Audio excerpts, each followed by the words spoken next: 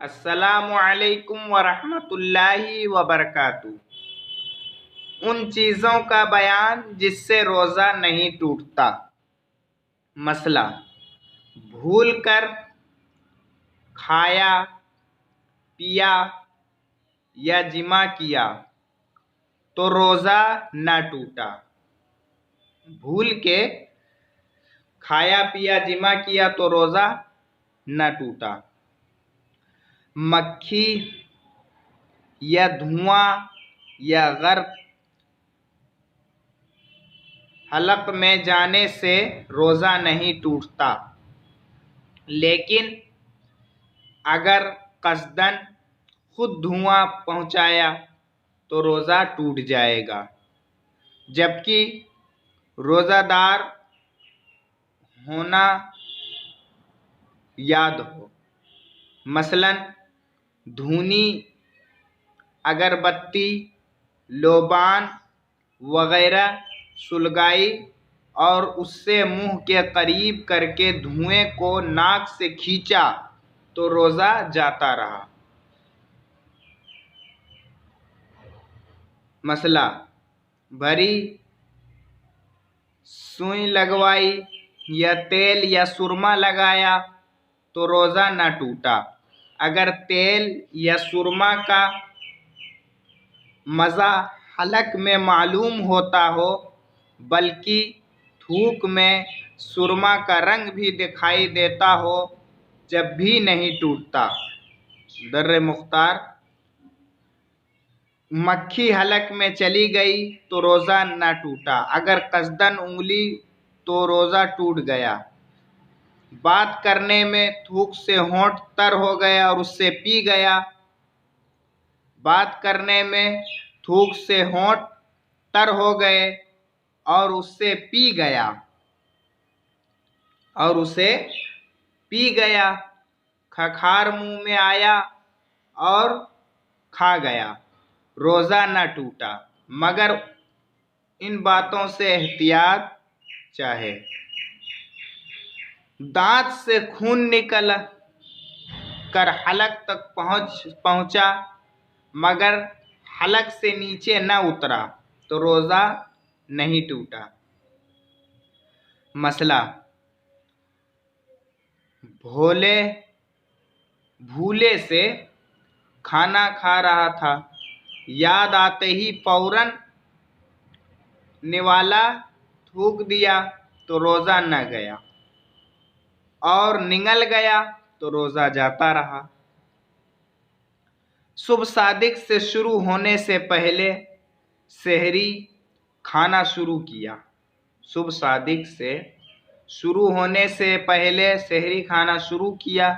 खाते खाते सुबह सादिक शुरू होने लगी।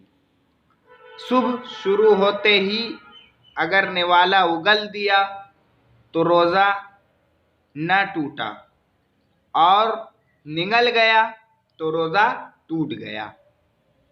मसला, तेल या तिल के बराबर कोई चीज़ चबाई और वो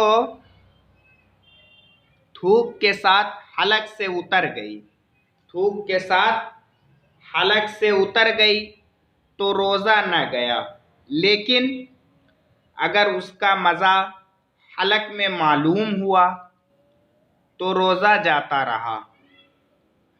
दवा या आटा छाना, उसका मज़ा हलक में मालूम हुआ तो रोज़ा न टूटा।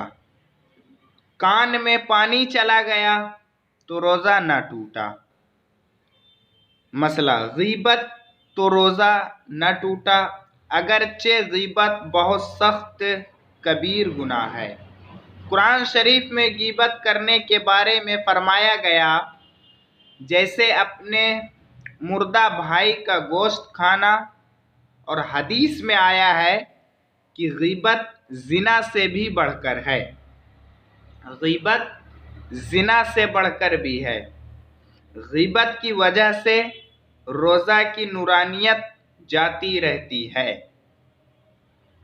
गीबत की वजह से रोज़ा की नूरानियत जाती रहती है। मसला, बोसा लिया मगर इंजाल ना हुआ तो रोज़ा नहीं टूटा। औरत की तरफ बल्कि उसकी शर्मगाह की तरफ नज़र की मगर हाथ न लगाया और इंजाल हो गया, अगरचे बार बार नज़र डाले या जिमा वगैरह के ख्याल करने से इंजाल हुआ, अगरचे देर तक ख्याल जमाने से ऐसा हुआ हो, तो उन सब सूरतों में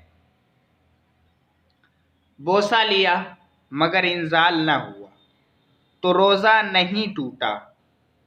औरत की तरफ बल्कि उसकी शर्मगाह की तरफ नज़र की मगर हाथ न लगाया और इंजाल हो गया, अगरचे बार बार नज़र डाले या जिमा वगैरह के ख्याल करने से इंजाल हुआ, अगरचे देर तक ख्याल किया तो रोज़ा इंजाल हो गया तो रोज़ा नहीं टूटा। एहतलाम हो गया तो रोज़ा न टूटा। जनाबत की हालत में सुबह की बल्कि अगर सारे दिन बेगुस्ल रहा तो रोज़ा तो सही हो जाएगा, मगर इतनी देर तक कसदन गुस्ल न करना कि नमाज कज़ा हो जाए, गुनाह हराम है। हदीस में आया है कि जब जिस घर में होता है उसमें रहमत के फरिश्ते नहीं आते। मसला, गैर सबीलैन में जिमा किया तो जब तक इंजाल न हुआ रोज़ा न टूटेगा। हाथ से मनी निकालने में भी न टूटेगा जब तक कि मनी न निकले, अगरचे ये काम सख्त हराम है कि हदीस में आया, हदीस में ऐसा करने वाले को मलऊन फरमाया।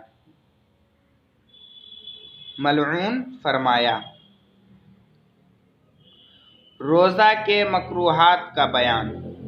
रोज़ा के मकरूहात का बयान।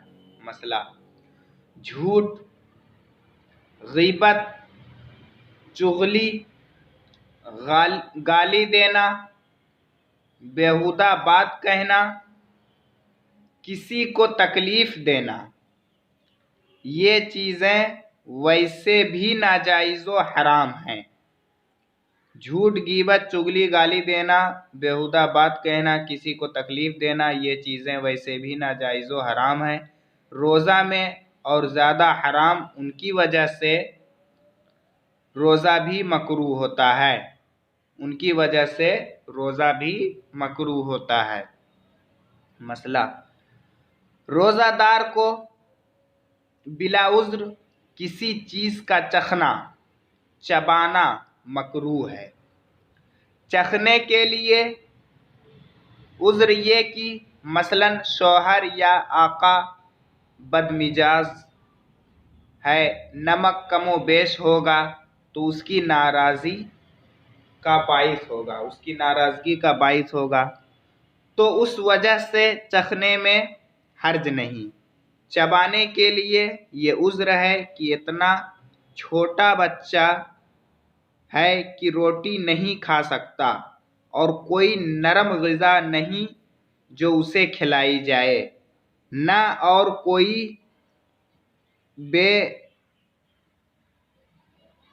रोज़ ऐसा है जो उसे चबा कर दे, तो बच्चे को खिलाने के लिए रोटी वगैरह चबाना मकरूह नहीं। चखने के माना वो नहीं जो आजकल बोला जाता है कि मज़ा मालूम करने के लिए उसमें से थोड़ी खा लिया, ऐसा चखने से मकरूह होना कैस रोज़ा ही जाता रहेगा, बल्कि अगर कफ़ारा के शराइत पाए जाएं तो कफ़ारा भी लाजिम होगा। बल्कि चखने से मुराद ये कि ज़ुबान पर रख कर मज़ा पहचान ले और उसे थूक दे, उसमें से हलक में कुछ न जाने पाए, नहीं तो रोज़ा जाता रहेगा। नहीं तो रोज़ा जाता रहेगा।